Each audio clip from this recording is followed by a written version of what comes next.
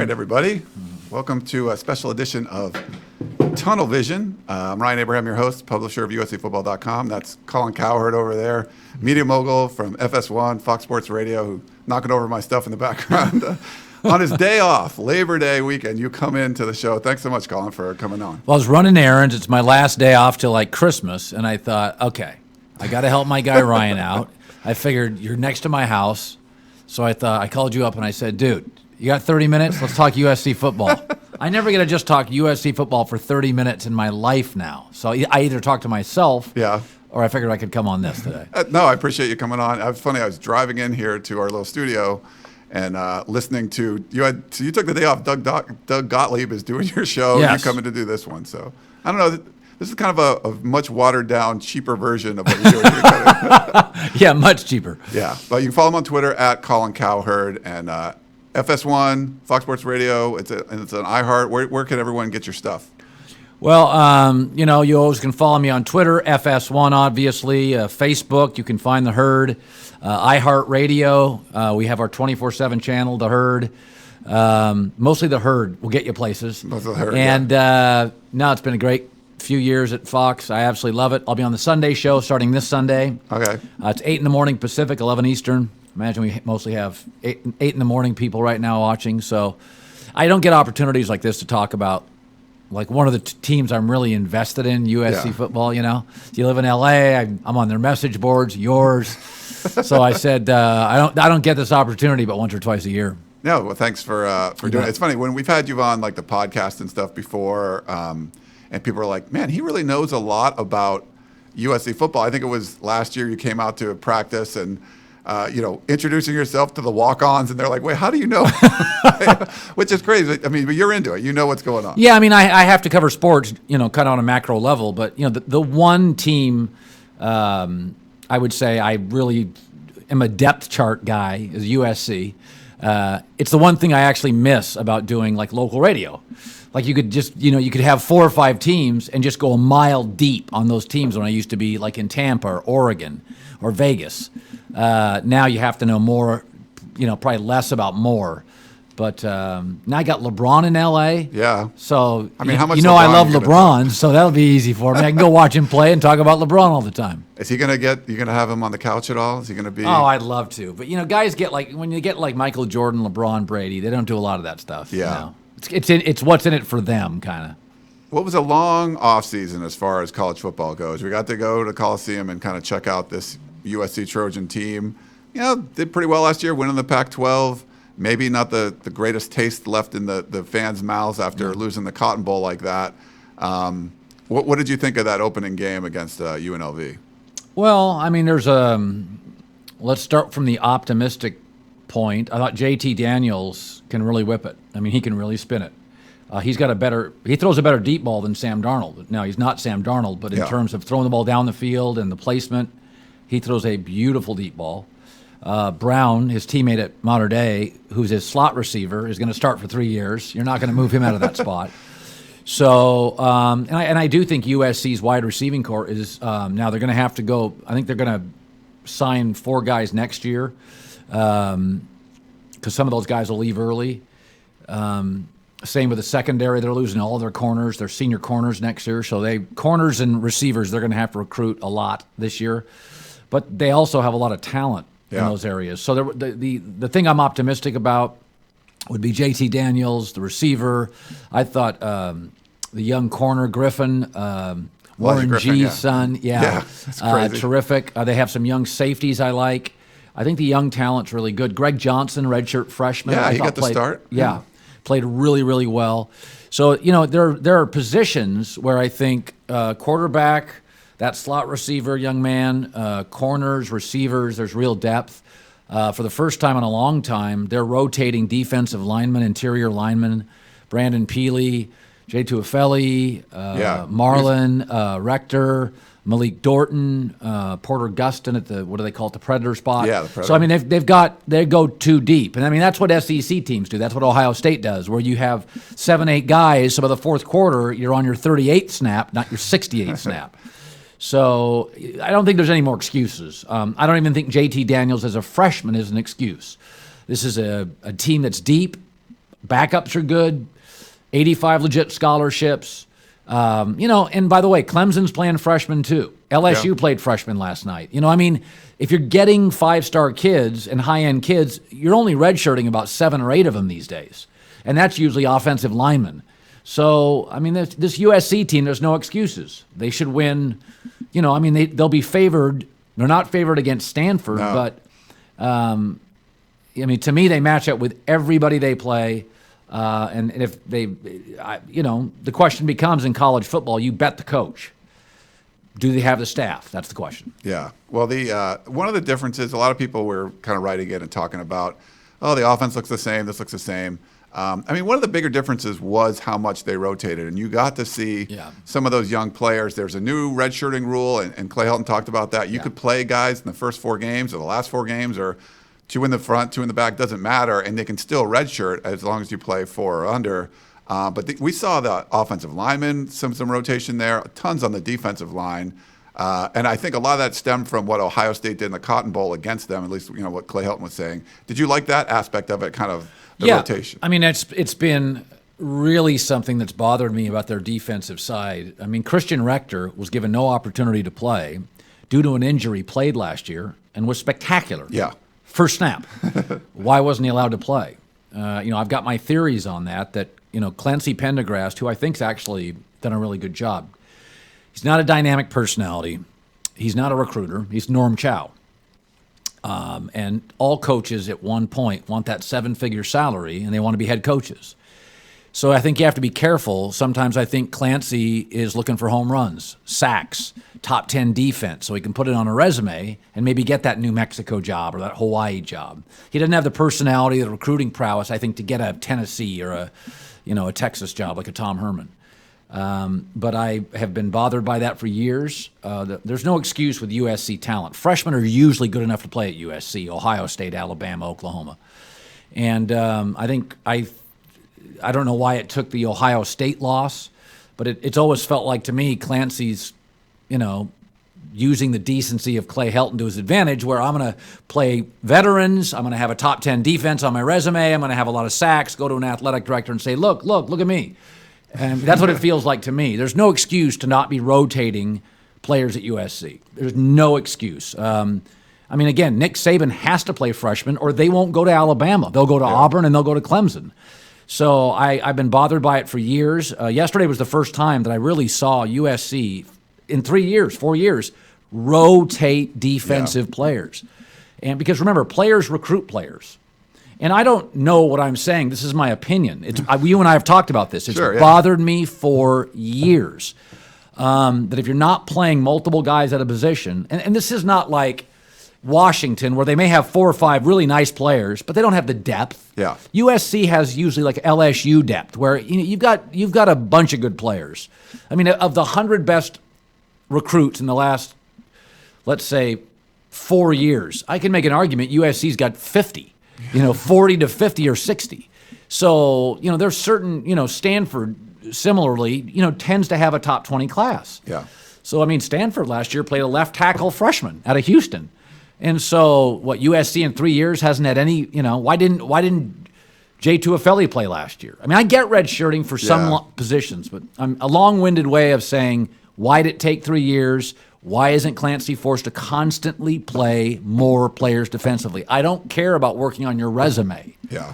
Play more players. I like the aggressiveness that he brings, Clancy Pendergast, and I think it works well when you rotate guys, like you said. Why weren't they doing that before? He was more of this NFL kind of mentality, but I do like that aspect of it. It's different to see them. They led the nation in sacks last year. They got 5 sacks against UNLV, but Clay Helton talked about this on his conference call last night. They gave up some big plays too in the run game, and some of that is not filling the right gaps. So you want to be assignment sound and stuff, but sometimes I get your point. Maybe you're aggressive too much, and then it leads to some big plays. Well, this John Baxter, special teams coach. It's a roller coaster. I don't even remember Pete Carroll's special teams. Pete's whole theory was, we're USC. We don't have to win games through special teams. Just don't butcher it. Under John Baxter, the UCLA game last year, it was spectacular. Yeah. But there's too much hero ball. There's too many. He's too aggressive, leaving them wide open and vulnerable. Yesterday, UNLV. Yeah, where, they gave up the fake punt on Saturday. yeah, I mean, of course they did, because they overload a side, and UNLV's staff is like, by the way, that staff at UNLV, the head coach was a high school coach a couple of years ago. It's basic coaching. They've overloaded on a side. Do a fake punt, leaving yourself vulnerable. I mean, over the last 2 or 3 years, and again, Clancy and Baxter, those are Clay Helton's guys. And again, I think Baxter sometimes is coaching to put stuff in a resume. Hey, we led the nation in block kicks. Hey, we did this. You're USC. Okay, Oregon State takes chances on special teams. They should. Utah State should. Nick Saban's teams, maybe twice a year, he'll pull out a trick, because Alabama's going to beat you in the trenches, beat you in coaching, beat you with their depth and experience. So I just think, I think with special teams, again, they leave themselves wide open, super vulnerable, but they will block more kicks per year than Pete's teams would have done. Yeah. But I just think if I ran USC's program, my takeaway on special teams would be, like my mom used to say when I was 7 years old, you should be seen and not heard. You know what I mean? Yeah. It's just like special teams at USC should never lose a game, ever, and make sure your field goal kicker is good. Yeah. I mean, that's really it. Get a kicker, don't butcher things, no penalty. How many times have we seen the kicking team offside the last 3 years? Yeah. I mean, it's like, it's high school football. Come on. Yeah, there had one penalty in the UNLV game. There was a 9-yard punt and a 20-yard punt. It's too much feast or famine for That's me. what it, exactly. Yeah. And I think you were a good point about Pete Carroll's teams. Like, I think it was the Orange Bowl. They gave up a kickoff return for a touchdown to start. Pete Carroll didn't really put a lot of emphasis on special teams. He did hire Dennis Slutak for a couple years, and he's actually the director of football operations. I saw him on the field at UNLV now. So, but you have that connection to Vegas. What have you heard about this UNLV program? They actually look, they look like a pretty good team. They could be a bowl team this They're year. playing football the way they should. They've gotten granularly better. I think they're playing the kind of offensive football that's fun. They take chances. They hired a high school coach from Bishop Gorman, and I've followed them. I used to do play-by-play for a year there, so I follow them. I thought it was the right hire. I thought people could say it's gimmicky, but Bishop Gorman is really good. Yeah, and so. And they've gotten just slightly better each year. And I thought their staff yesterday in the first half was pretty good. Yeah. And I think over time USC just wore them down on the defensive front and started running the football. And I mean, the game, that's what the game should look like. Over time, USC simply has more size and strength and speed. We have some questions coming in on the in the chat box here on YouTube. Chat box. Yeah, we got a little chat box on this. Oops, sorry. Daryl wrote in, Colin, what do you think of SC's offensive line play? When's the last time USC had a first or a second round offensive lineman? They're recruiting 5-star linemen. Why aren't we getting more of those? Yeah. I mean, listen, man, you look at the history of the NFL. Where'd Anthony Munoz play? Where'd Tony Baselli play? USC should be putting every other year a first-round offensive lineman. Hard to argue. By the way, they're getting them out of high school, yeah. So they're clearly not developing them. To me, Ryan and I have talked about this off the air. My issues, I mean, there's some things USC does well. For instance, wide receivers get better in the last couple of years. There are players under Clay that I watch and I go, oh, God. I mean, when Dalen McCullough was here, Ronald Jones popped. A Cedric Ware's better. There are players that have gotten better. The wide receivers in the last couple of years, they've gotten better. Yeah. But offensive line, it feels like they hit a ceiling, and to me, that tends to be coaching. Like it's not a coincidence that Wisconsin's always putting guys in the NFL. Notre Dame is putting guys in the offensive line in the NFL. Top 10 last year, crazy, yeah. That's probably if you deep dive on Stanford, Notre Dame all the time. Stanford, you're probably going to find a really smart offensive line coach who can see personnel and can and develop personnel. I mean, Chris Peterson, Washington doesn't get top 10 classes. I'll watch high school videos of guys that Washington gets, and they're 3-star guys. And, I mean, Dante Pettis at receiver just kept getting better and better and better, and it's like, wow. Yeah. I mean, he just, every time I saw him. So, it's not just getting players in, it's developing players. I think Chris Peterson is as good as anybody in college, including Nick Saban. I mean, Washington's classes are not top 10, but you watch them against Auburn, They went in at halftime, came out, and outplayed Auburn. And Auburn's got NFL guys all over that defense. So, I mean, Jake Browning, who was looking to make – Jake Browning was not he's not even really a draftable quarterback in the NFL. He's small. Doesn't have the arm strength. Doesn't have the arm strength. He's going to put up a zillion yards there. Outside of Myles Gaskin, who was a very coveted running back, he was a very good high school player. I mean, they've just developed a lot of these players. That's coaching. Does that, just on a side, because you mentioned Washington, does that doom the Pac-12 that they lost to Auburn? Or no, I think actually Washington, if they ran the table, would have a shot. I think Washington accounted for themselves really well. Listen, they had that play in the red zone where they had points and they fumbled it. That's the game to me. I thought they were the better team in the second half. I thought they were a little overwhelmed in the first quarter and a half, but I thought Washington accounted for themselves, and I think they will run through the Pac-12. In fact, their toughest game in the Pac-12 is this weekend at Utah. Oh, yeah. So coming off Auburn and that physical, I think it's, is it 2 weekends? I think it's 2 weekends. Yeah, I think that's a tough one. The Utah game for them is tough off the Auburn loss. But Washington is going to score 40 a game or more against Pac-12 teams. Garnett wrote in, does USC make big improvement as the season goes on with talent and depth? They should. I mean, JT Daniels, you would think would get better. There's no reason. I mean, in fact, the tough games on the schedule, Notre Dame's at home, and I've watched Maryland fly through Texas's defense for 2 years in a row. Well, if Maryland can score 30-something on Texas, could USC score 30-something on Texas? I mean, that to me is, I watched Texas 2 years in a row, that Maryland game. And Texas on the back end just gives up explosion plays time and time again. They have one kid, a corner, Cody, I think his last name is. Nice player for Texas, but that secondary, that back seven is just okay. Yeah. It looks good. They look like Texas football players. Their size is terrific. Everybody's all cut up. But it's not a great, Tom Herman's playing with 95% of somebody else's guys. Clay Helton now is playing with his guys. Yeah. There's no excuses. When USC faces Texas, Tom Herman, those aren't his players. He's probably playing 8 guys that are his. And those guys are probably, true freshmen, and they're a little over their head right now. So we'll see how that plays out. BB3 wrote in, Colin, give us an honest assessment of Coach Clay Helton's offensive scheme, especially the blind belief that we can have a successful run attack with zero deception / optionality. One run threat, 5 or 6 blockers versus 7 defenders. Well, I don't sit and watch game film, so schematically, I always try to be probably leaning on, to a fault, fair to play calling, fair to schematics. Okay, what I do is I trust my eyes.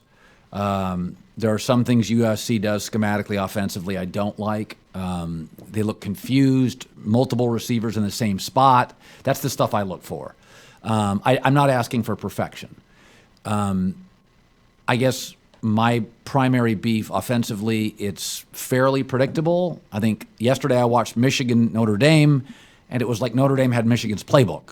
That means you're predictable. I mean, Notre Dame guys were literally leaning in the direction of the way the run was going to go. Yeah, and so you can tell there are times, and Michigan's O-line was really atrocious. They were overwhelmed. I mean, my takeaway on UNLV, I'm not looking for Chip Kelly, Oregon from USC. We have the kind of personnel at USC. I say we, everybody will kill me for that. So people don't. Yes. So yeah. Colin follows this. Okay. So what I look at when I look at USC is the play coming from the sideline quick. When you snap the ball, is there 12 seconds left in the clock? Are you hurried? What are your substitution patterns? How are you on third down? Do you get a push against elite programs like Stanford, Texas, Notre Dame? There are some things I like.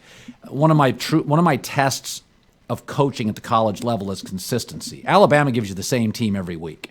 When Jeff Tedford was at Oregon, I covered Oregon. I was up there. Win or lose, between Bellotti and Tedford, it was the same performance every week. You're dealing with 19-year-olds. They're going to be off some weeks. With USC, I feel half to half. They come out really flat early often. Clancy generally does a nice job. I think this is Clancy Pendergrass's strength. He adjusts well, and I think that's his NFL pedigree. USC tends to adjust well at half. That Pete Carroll was great at that. NFL coaches are better than college coaches. They're very good adjusting coaches.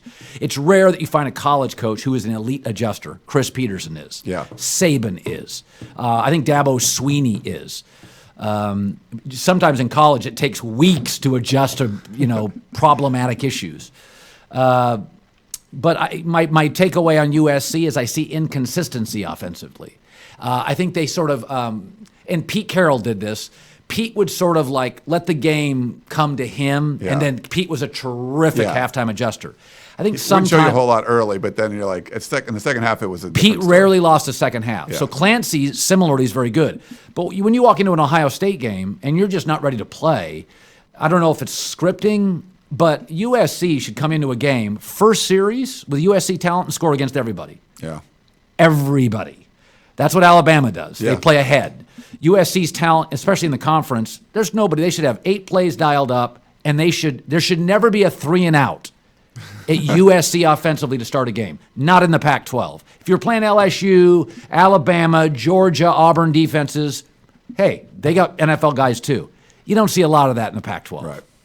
We had Sabres, I think they're Stabbers. Sorry, Stabbers? That's interesting. Are you surprised how many times JT Daniels threw the ball in the first game when Helton said USC would be a run-first offense? Very encouraged by that. Oh, in fact, I thought that was my most. I feel like I'm just beating up on USC's coaching staff. It was he was 22 of 35, so he threw the ball quite a bit. Yeah, it was funny because I was talking to a friend yesterday. I had breakfast, and I said I would just love to see USC throw the ball 30 times instead of letting Stanford watch and say, okay, we're just going to load the box. Yeah. This is where I thought USC and their staff did a really good job. They basically told Stanford and Texas, no, we're going to throw, and we're going to throw the ball deep. So don't cheat on us. That was my favorite part of the USC because you're going to beat UNLV at home. What you want to do is make Stanford spend extra time going, oh, crap. They're going to throw the ball over our head. So we can't just put 8 in the box because I thought JT, who, again, throws a beautiful deep ball. I mean, he really whips. I mean, as much as I love Sam, and nobody likes Sam more than I do, Sam's not a great deep ball thrower. Yeah. That's not what he does. The Jets have recognized it. 18 yards and in, terrific. Moving and throwing, bootleg throwing, Sam's amazing. Yeah. Toughness, seeing the entire field, but Sam doesn't throw a great ball over the top.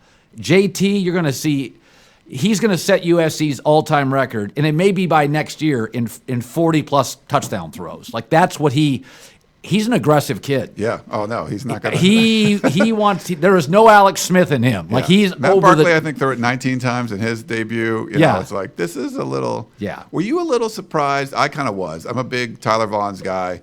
Some people are big Michael Pittman guys. It just seemed like they were not on the same page with the 2 top receivers for USC. Trayvon Sidney did really well.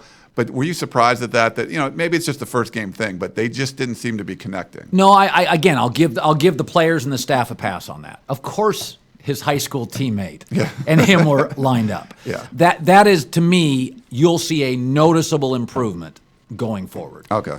That's one of the things that will get better. Sam Darnold had built a rhythm with these guys. Remember, Darnold and Pittman didn't connect initially. That's true. It took them time to grow. So that one is that's one of those don't overreact to game one. The relationships will improve over time. Richie Rich wrote in, and people have been doing this a lot. Colin, should Clancy consider changing his defensive scheme, possibly a 4-3? I mean, guys don't you have a philosophy. You don't really change it usually. You don't change the way you do your show, or Belichick changes week to week. That's kind of contrarian to that's true. The sport. I don't know in college if you could do that with the limitations and hours. My thing is if you like Clancy, you run his defense. That's a Clay Helton call. You hire the guy, and then you don't hire Chip Kelly and then complain that he's Chip Kelly. Yeah. So good in the I formation. Like, no. Yeah, I mean, I think if you hire a coach, this is what Clancy believes in, and you go with it. Yeah. Tarek writes in the podcast a lot, and we get this kind of a lot. It's about practice, like how physical they are. Should Clay Helton practice in full pads twice a week until USC is as physical as Alabama, Clemson, etc.? I would have said 4 years ago, no. But I think with their depth, you could practice more in pads. Listen, it's just different. Like in the South, it is a badge of honor to be more physical. Yeah. I mean, I was just reading a story this morning where the LSU quarterback, who was a transfer into the program, Burrow, Oh, okay. he said, I my first lunch with the team, I had a salad and grilled chicken, and people were like, what are you doing?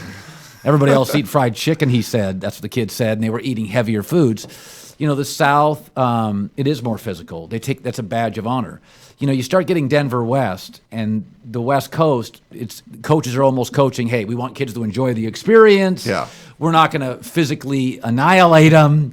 You know, there's different cultures in the country. And I have also always thought the Pac-12, because of our weather and the quarterback camp and the quarterbacking so good out here, it's a more finesse conference. So it's not a conference where that would be celebrated by everybody, your administration on down. You know, I don't know. I just think when I watch SEC football, there is a certain sense of honor and pride running over people. Right. You know, I mean, the cultures are different. If you go look in the Midwest and the South, you see a lot of high school kids at 315.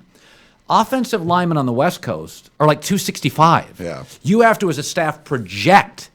Like Colton Miller goes from UCLA to the pro. Colton Miller was 260 in high school.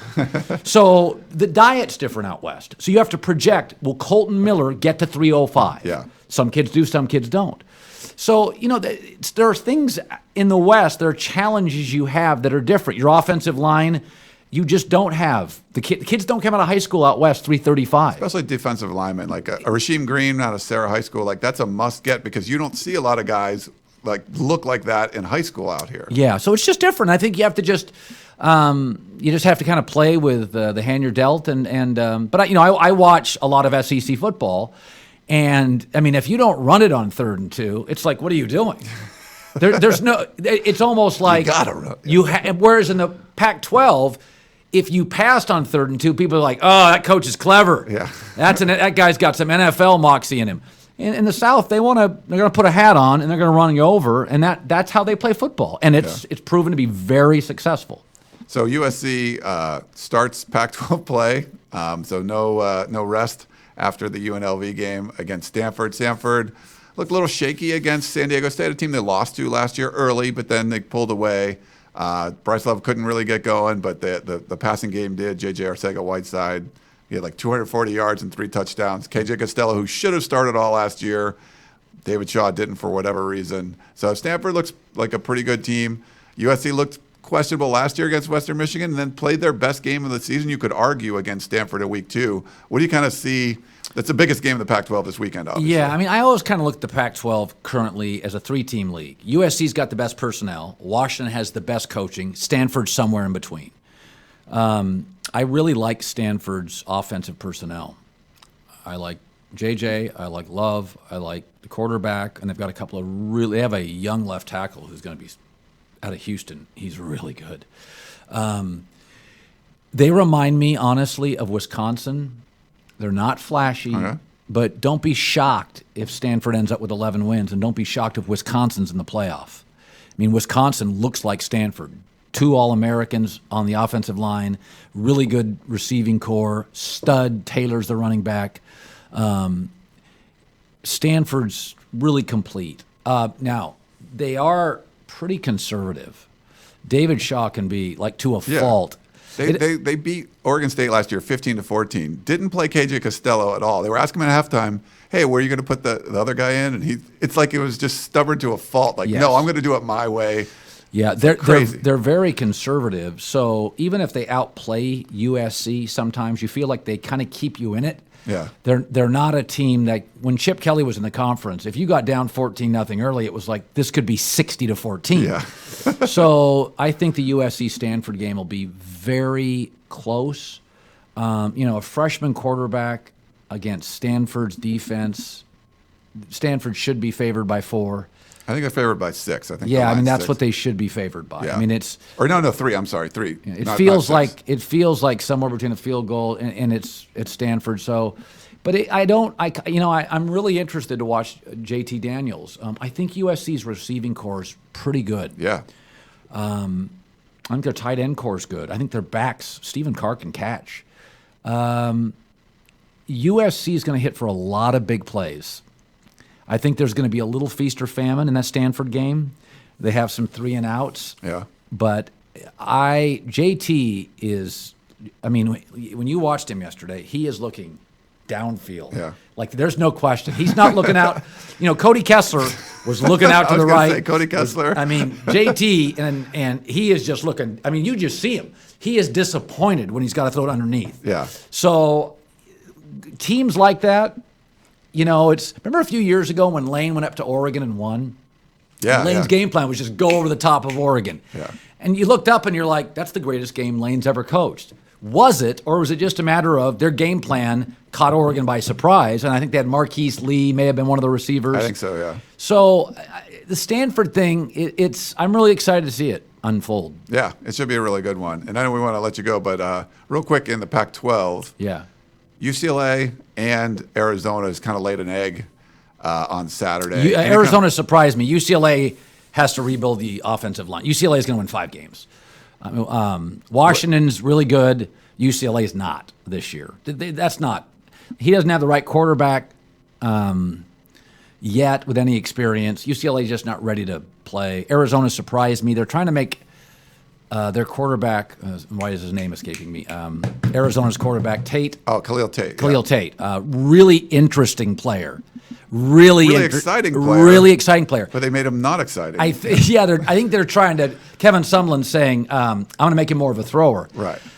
I get that in the NFL. But if you have Lamar Jackson in college, maybe you should just let him do what he does. You know what I mean? Right. I get it in the NFL, because in the NFL, the defensive players are too big, too fast, too strong. You're going to get hurt. Sure. You can run around the Pac-12 and not get hurt. Yeah. So Tate is such a special player. I'm not sure I'd try to transform him a ton. Russell Wilson would not have survived. Steve Young. I mean, I'm old enough to remember Steve Young. Steve Young just ran. Yeah. And then Steve Young got hit. And he was like, wait. I want this to last. So Steve Young really was not a great pocket passer early in his career. He had to develop into that. And, look at as great as Aaron Rodgers is. He's been hurt twice. Andrew Luck. Your boy, Andrew Luck. He ran too much in his first. Like, dude, end the play. In the NFL, end the play. Live for tomorrow. So, but at the college level, you can run around and win a lot of games. Yeah. And I don't know. Someone's made a choice. I'm not sure if it's the right choice. Yeah, I mean, when you look at like a Tim Tebow, who you've been critical of in the NFL. Hey, by the way, Tebow, I never liked him, but that stuff worked in college. He was very efficient as a passer. Like, he's a high efficiency passer. It's because of the threat of the run. I think Khalil Tate can be a high efficiency passer. So do But you have to have the threat of the run. Yes. Like, it has to go together. Yeah. He threw for 5 touchdowns one game and then ran for another, and he was like 8 rushes for 14 yards in the game, and it was like it's just not. They made him a really exciting player boring, and you don't need that. The reason I've said Baker Mayfield will work and Johnny Manziel won't is because Baker Mayfield is a really good thrower of the football. Sure, yeah. Johnny Manziel was a con. He wasn't very good. I mean, he did if he threw anything off platform, his accuracy was average, his arm was average. Johnny Manziel was a spectacular college guy. Yeah. The reason Baker's going to work and Johnny's not, and they're about the same size, is Baker's got a better throwing motion, he's got a stronger arm, and he's wildly more accurate. So that, and by the way, they're both kind of the same athletes, 6 feet, 210, run a little bit. You got to throw the ball in the NFL. You don't have to throw the ball in college. Yeah. Receivers are open when you let go of the ball in college. They're not mostly in the NFL. Yeah, you have to be pinpoint accurate. You have to be really accurate. The at the window next of open in the NFL is just closes like that. Yeah. Sweet. Well, hey, I really. That's it? Well, how long did we go? Hold on, let me check. What are we like? Oh my God, that was extended coverage. Did you want? I mean, we. No, I don't even know what else to say. I feel like I beat up on USC coaches for 20 minutes. No, I mean, was that negative? What did your audience say? There's a lot. Okay, they're not complaining about you, but there's a lot of comments I didn't read about Clay's in over his head. Get rid of T. Martin. Get rid of the offensive line coach. Neil Callaway. There's a lot of that on our message boards on Twitter. So I mean, it's not like. I don't think you were bashing. Give me one more question. Oh, okay. Let's see. No profanity.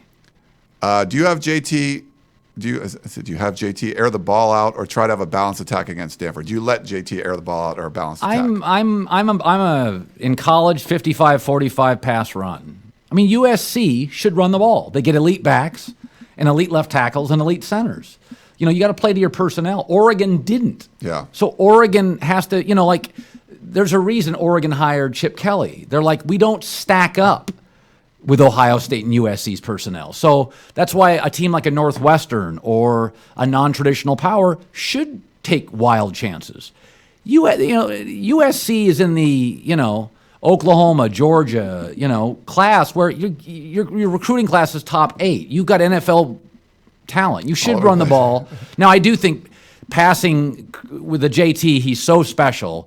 You should throw more than you pass probably at USC. But if USC on 3rd and 2 can't run the ball against UNLV for a first down 70 out of 100 times, you got a problem. Yeah. Either a schematic, it's not a personnel issue because we know who's got better players. So, you know, I think a slightly pass-leaning offense with JT, the kid is not going to be overwhelmed anywhere. Yeah. He may lose games this year. He will. But I thought for his first game, I was shocked at how calm and efficient he was. Yeah. He had a little erratic streak in the second quarter. You know, he was just, he forced that one ball that was a near pick. Yeah, and again, his rhythm. This is college football. But I was pretty much, listen, he's going to throw some picks because he just takes too many. He's a big risk taker. Yeah.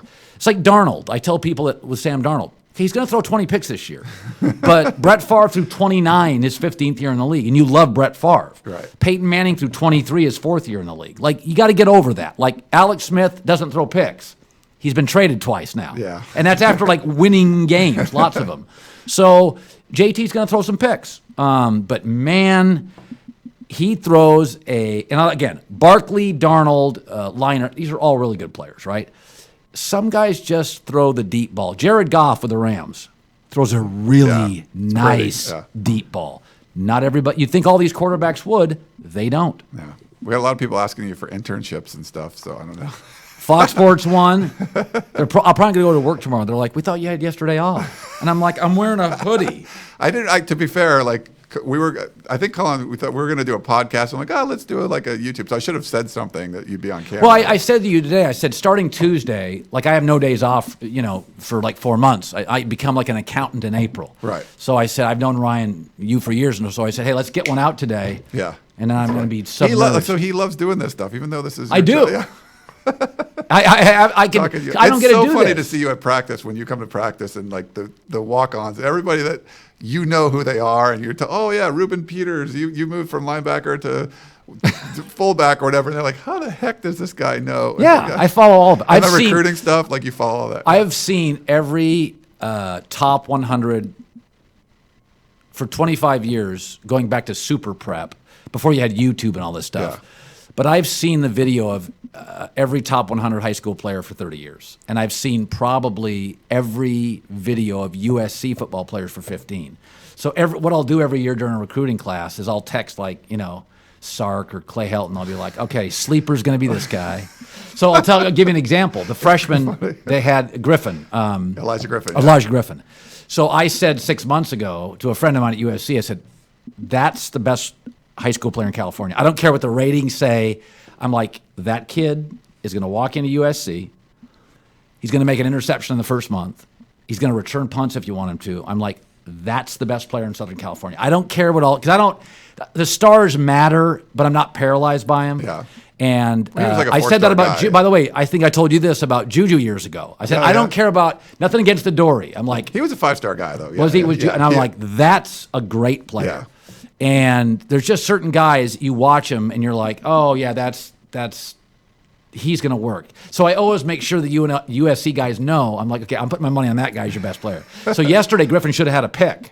Yeah. And he was bummed out totally. But he, like JT, he was completely composed. As a freshman, they put him out there on an island, and I'm like, oh, he looks like he's been playing for 3 years. Yeah. So JT offensively and the young corner, he's Warren G's son, right? Right. Yeah. It's his dad. Or whatever, Yeah. So that's my. Those are the two stars to me.